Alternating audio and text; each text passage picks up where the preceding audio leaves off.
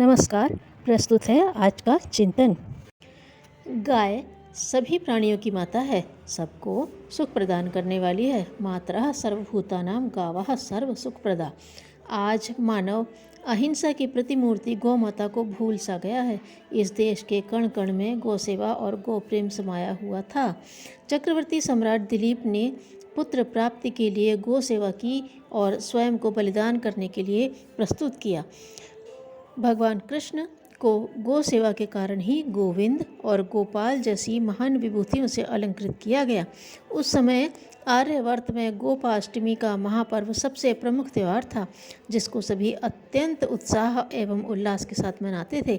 सिकंदर महान भी इस देश की गोधन आधारित अर्थव्यवस्था को देखकर आश्चर्यचकित रह गया था और उसने बहुत सी गायें यूनान भिजवाई थीं। सम्राट अकबर ने गोहत्या पर मृत्युदंड निश्चित किया था। जहांगीर से लेकर बहादुर शाह जफर तक सभी ने गो हत्यारों को मृत्युदंड की सजा स्वीकृत की थी। हिंदू संस्कृति के कट्टर विरोधी औरंगजेब ने भी गोकशी करने वालों को परिवार सहित नगर से बाहर रहने का आदेश दिया था। मुसलमान सम्राटों का गो प्रेम इस कारण था कि गौ सेवा द्वारा ही भारतवर्ष खुशहाल और समृद्धिशाली रह सकता है। जब समाज सुखी होगा तभी राजकोष भी आर्थिक रूप से समृद्ध होगा। अंग्रेजों ने गोहत्या को व्यापार के रूप में प्रकट करके भारतीयों को हतोत्साहित किया, जिससे वे अपनी पहचान भूल जाएं। हमारे देश में अंग्रेजों के शासन से 1857 में होने वाले प्रथम स्वतंत्रता संग्राम में गो चर्बी से बने कारतूसों के प्रयोग से पथभ्रष्ट गो श्रद्धा के रूप में भारतीयों ने विरोध प्रकट किया। स्वतंत्रता संग्राम सेनानियों ने संकल्प लिया था कि भारत को आज़ादी मिलते ही सर्वप्रथम कानून बनाकर भारत भूमि पर होने वाले गोहत्या जैसे जघन्य कार्य को पहले दिन ही समाप्त कर दिया जाएगा। यह संकल्प महात्मा गांधी ने भी लिया था, जिसे वे पूरा न कर सके और भारत दीन दुखी और कमज़ोर होता चला गया। अहिंसा की जीवंत मूर्ति गौ माता को नष्ट कर हम प्रति क्षण हिंसा को आमंत्रित करते हैं। आज़ादी के इतने वर्षों बाद भी देश के कोने कोने से गोहत्या बंद करने की ध्वनि तो आती है, लेकिन शासक और राजनीतिज्ञ स्वार्थ और समझौते के कारण संपूर्ण देश में इस कलंकित कार्य को बंद नहीं करा सके, जिससे हमारा देश गरीब से और गरीब होता चला जा रहा है। गोवंश को नष्ट करने की विदेशी चाल के शिकार हमारे देश में अधिक से अधिक कत्ल खाने खोलकर विदेशी डॉलर कमाने की जी तोड़ कोशिश गोमांस और गोचर्म का व्यापार कर की जा रही है।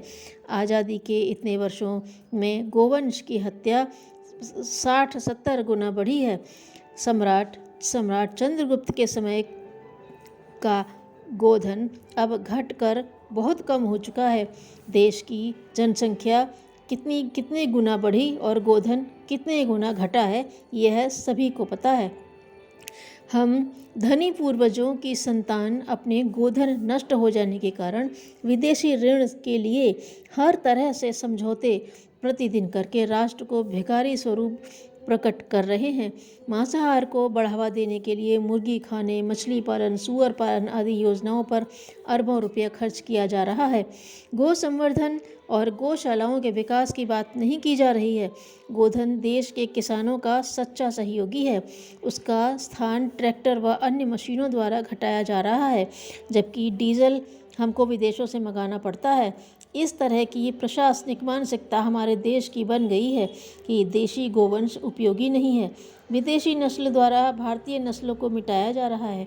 हमारे देश के वातावरण में ठंडे देशों की गायें उपयोगी नहीं है, लेकिन भारतीय गौ की हत्या करने का मार्ग प्रशस्त करने के लिए इन गायों को जबरन उपयोगी बताया जा रहा है। यदि बचे हुए भारतीय गोधन को न बचाया गया तो देश की दुर्दशा का वर्णन न हो सकेगा। इतना सब होते हुए भी आध्यात्मिक चेतना से शून्य शासन को गोहत्या से आने वाली भीषण विनाश लीला का ज्ञान नहीं है।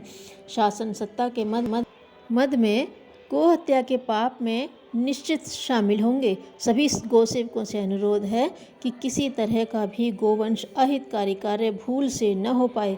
गऊ को हर तरह की क्रूरता से बचाकर उनके दुखों को कम करने का प्रयास करें। गौ के चमड़े से बने हुए जूते, चप्पल, बेल्ट आदि का पूर्ण बहिष्कार करें। गोरस से बने पदार्थों का ही प्रयोग करें। गौशालाओं की स्थापना, जीर्ण शीर्ण गौशालाओं का जीर्णोद्धार, गोचर भूमि की उपलब्धता, गो चिकित्सालय का प्रबंध कर गो संवर्धन के कार्य में अपने धन, समय एवं पुरुषार्थ का एक अंश अवश्य लगाएं। हर भारतवासी को अपनी और अपनी संतति की रक्षा के लिए गौ सेवा के पथ पर चलना ही श्रेयस्कर है। धन्यवाद।